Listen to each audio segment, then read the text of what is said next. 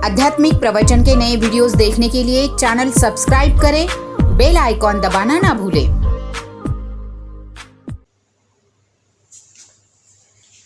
परम सत्कार जो प्यारी साध संगत जी, प्यार से कहना धन का और साध संगत, आप सब अच्छी तरह से जानते हो कि ये जो मई का मंथ है, जहाँ साध संगत ये बाबा हरदेव सिंह जी का साध संगत 13 मई का दिन है।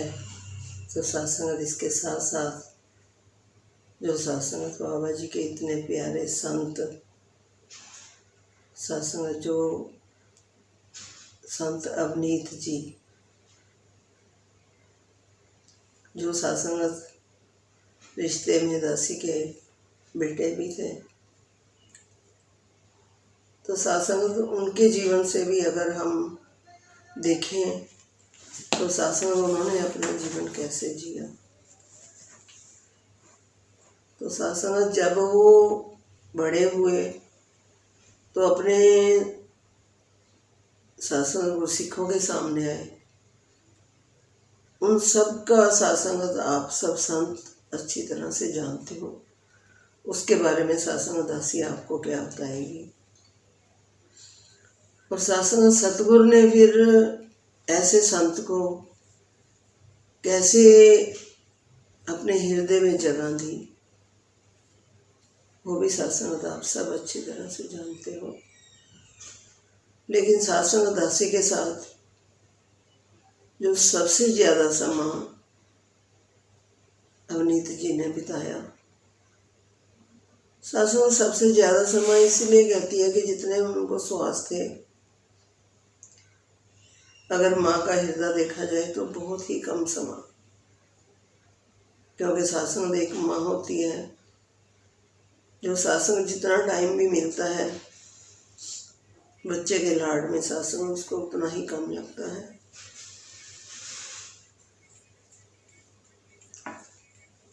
कैसे साध संगत उन्होंने जब से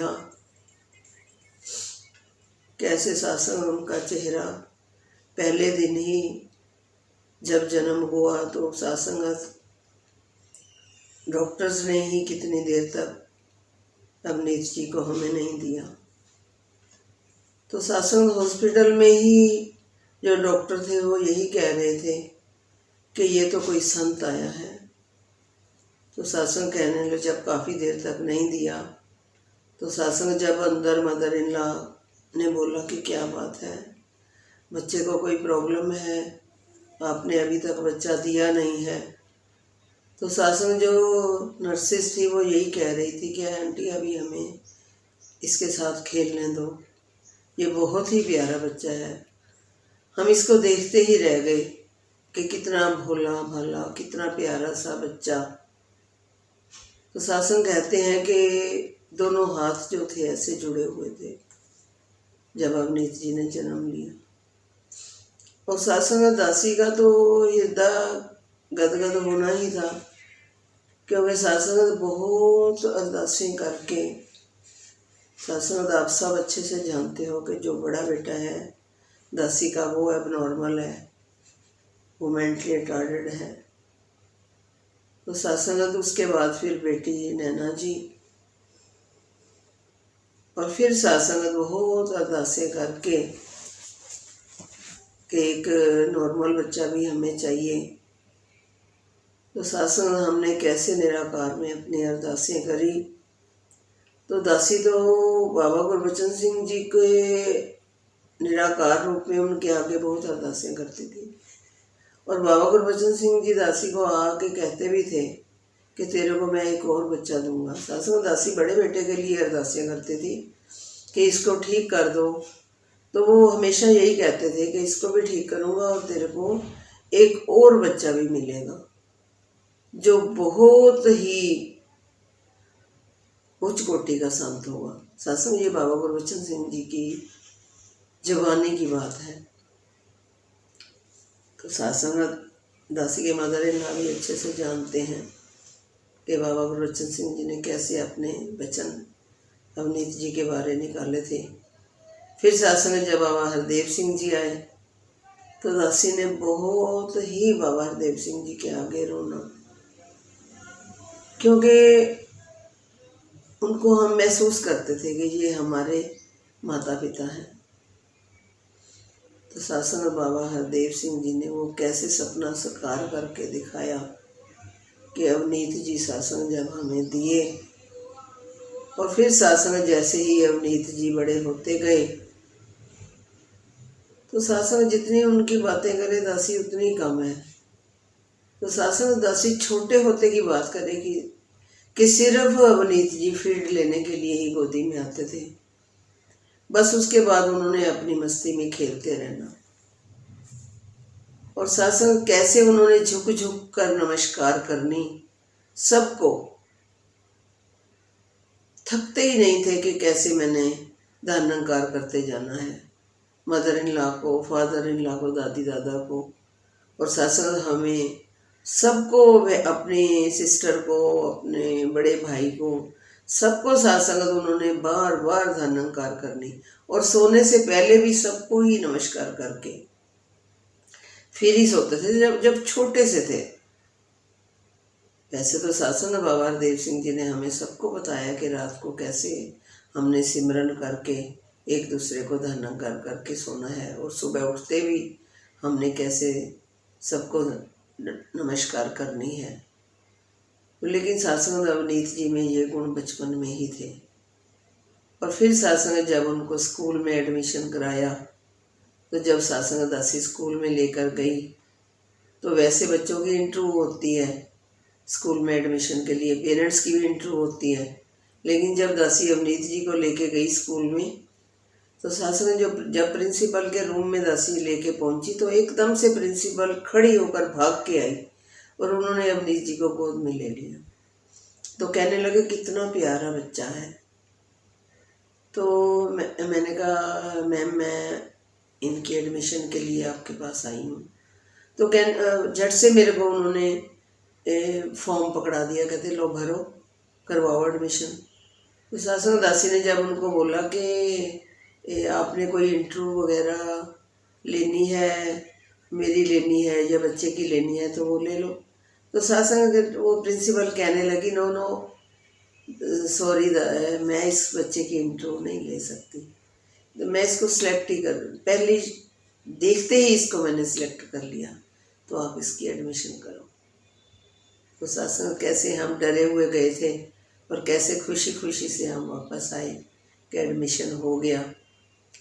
तो फिर सासंग जब स्कूल में भी पढ़ाई के दौरान भी सबके साथ कैसे उन्होंने अपना दोस्तों मित्रों के साथ, अपने टीचर्स के साथ कैसा बिहेव रखा।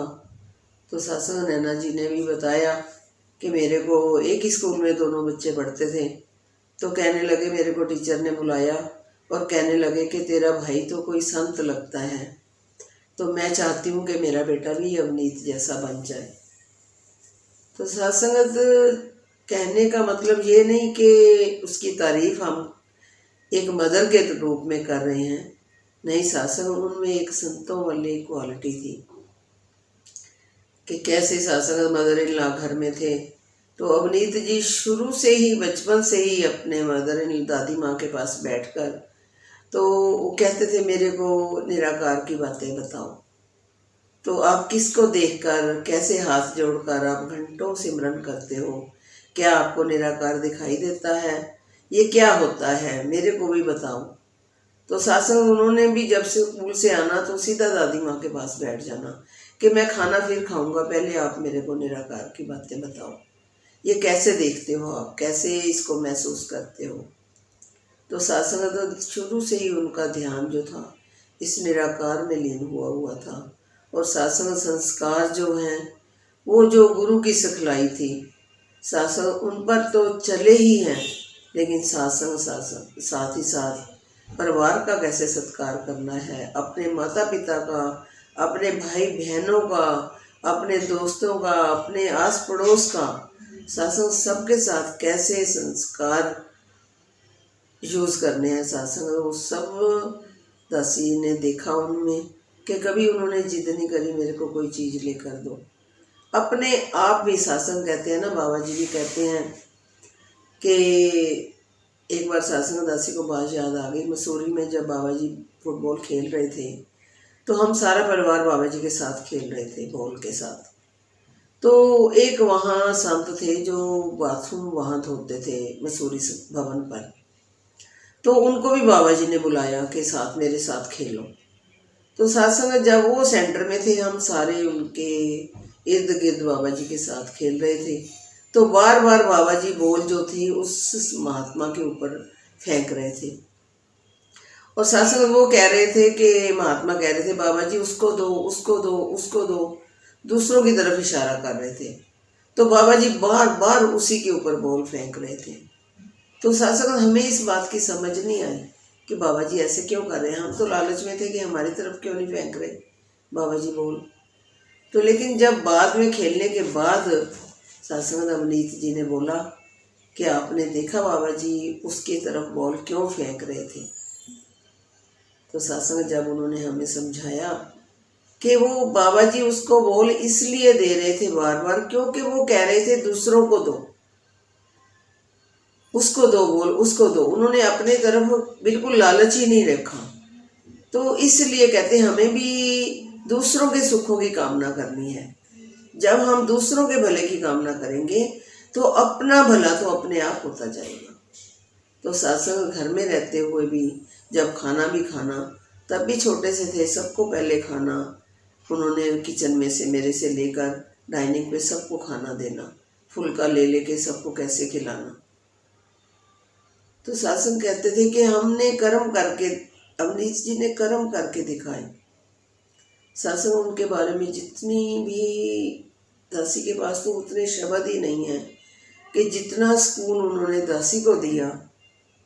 सत्संग तो अगर उनके लिए बात करूं तो बहुत टाइम लग जाएगा। सत्संग शॉर्ट में बिल्कुल दासी आपको बता रही है कि जैसे ही अवनीत जी बड़े होते गए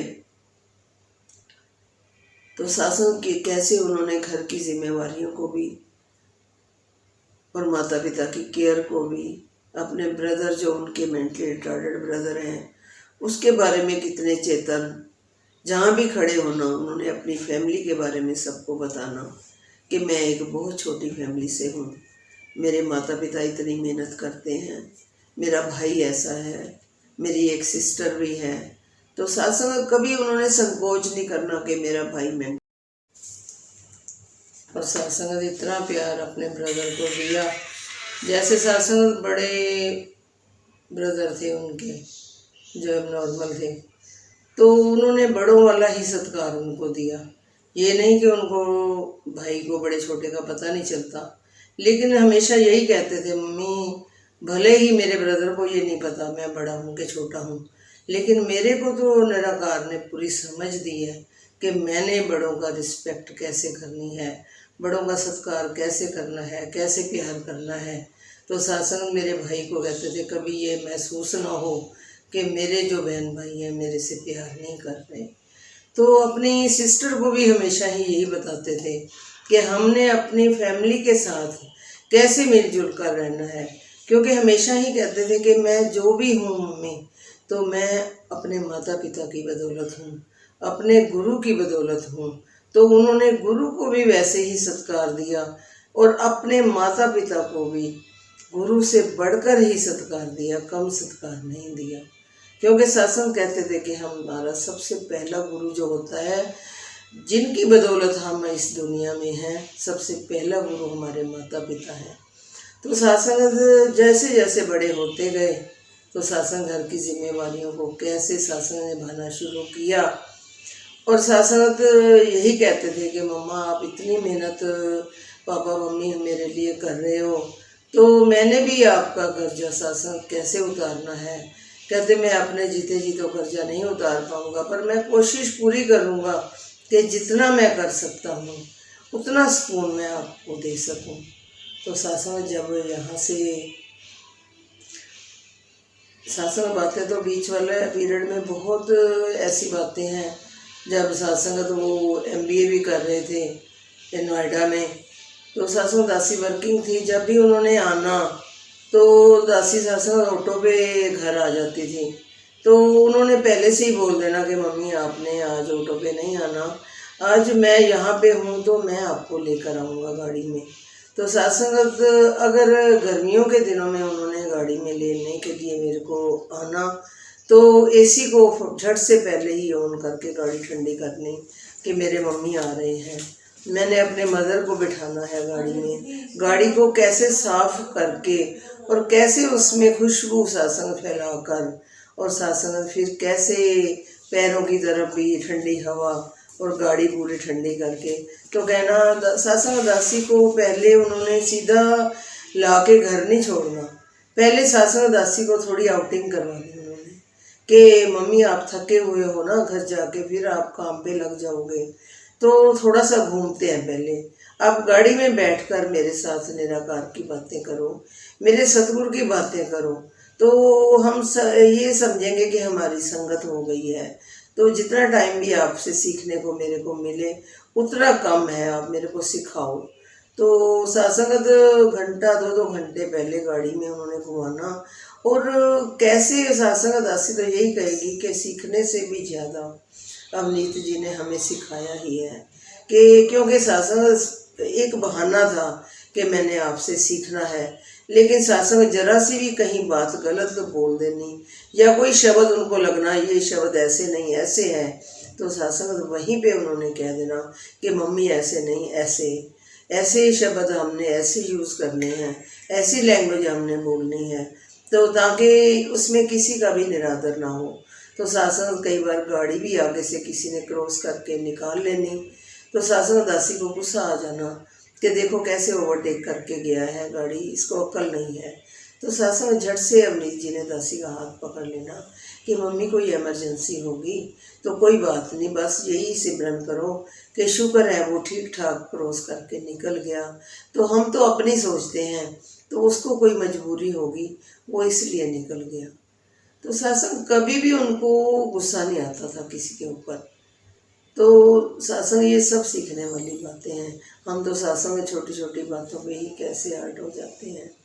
दासी तो अपनी बात करेगी क्योंकि सासंग अब जब दासी के पास रात को सोते वक्त भी अवनीत जी ने जब मेरे पास होना तो रात को ज़रूर मेरे पास बैठकर पहले उन्होंने चरण दबाने, बाजू दबाने और सासंग इतना प्यार करते रहना कि मेरी मम्मा थक जाते हैं, मेरी मम्मा को आराम बहुत कम मिलता है, तो कोई बात नहीं मम्मा, अब मैं बड़ा हो गया हूँ, अब मैं अपने आप आपको सारे सुख दूंगा। आप तो घर से कभी बाहर भी नहीं निकले, मैंने आपको पूरा वर्ल्ड घुमाना है। तो सासंग ये सारी बातें जो सासंग दासी को धैर्य की बातें करनी, हौसला देना कि भले ही सासंग दासी ने तो उनको अपना एटीएम भी दे रखा था कि आप बेटे पढ़ रहे हो, आपने अभी सेट होना है, आप इसको यूज़ करो, फिर भी सासंग कभी उनको कोई चीज़ की भी ज़रूरत पड़नी, भले ही उन्होंने 10 रुपये भी खर्च करने तो मेरे को पहले कॉल करना कि मम्मी मैंने ये चीज़ लेनी है, मैं आपका एटीएम यूज़ कर सकता हूँ। सासंग दासी ने कई बार कहना कि आपको दिया किस लिए है, आप यूज़ करो, लेकिन उन्होंने हमेशा ही कहना कि मम्मी बेशक आपने आपकी अमानत मेरे पास है, लेकिन मैंने इसको कैसे यूटिलाइज करना है, आपके हुक्म के बगैर, आपकी परमिशन के बगैर मैं बिल्कुल इसको यूज़ नहीं कर सकता। तो सासंग ये कितनी बातें सिखलाई वाली सासंग दासी तो यही कहेगी कि जितना भी उनकी बातों से हम उन्होंने कर्म करके दिखाए हैं और कैसे फिर अपने सतगुरु को भी रिझा लिया उन्होंने। सासंग छोटी सी उम्र में ही कैसे सासंग हम तो अपने सतगुरु को रिझा ही नहीं पाए, तो कैसे उन्होंने छोटी सी उम्र में ही अपने सतगुरु को कैसे रिझा लिया। और सासंग इस बात का दुख जरूर है कि जितना सुकून अवनीत जी ने सासंग अपने पेरेंट्स को, अपने परिवार को दिया है, सासंग उसकी घाट कभी पूरी नहीं हो पाएगी, क्योंकि सासंग उसके जाने के बाद प्यार में भी और सत्कार में भी जितनी कमी महसूस हो रही है वो सासंग दासी तो हर बच्चे को यही कहेगी कि अपने पेरेंट्स का, अपने बड़ों का, अपने गुरु के बचनों पर कैसे चलना है। तो सत्संग ये अगर हमने अवनीत जी को सही श्रद्धांजलि देनी है तो सत्संग ने हमें जितना भी उन्होंने सिखाया उनके नक्शे कदमों पर चलते हुए आज प्रण करें कि सब बच्चे जितने भी हैं अपने माता पिता को, अपने बहन भाइयों को, अपने गुरु को वैसे ही रिझाएंगे जैसे अवनीत जी ने करके दिखाया। सत्संग जी प्यार से कहना। धन्यवाद। आध्यात्मिक प्रवचन के नए वीडियोस देखने के लिए चैनल सब्सक्राइब करें, बेल आइकॉन दबाना ना भूलें।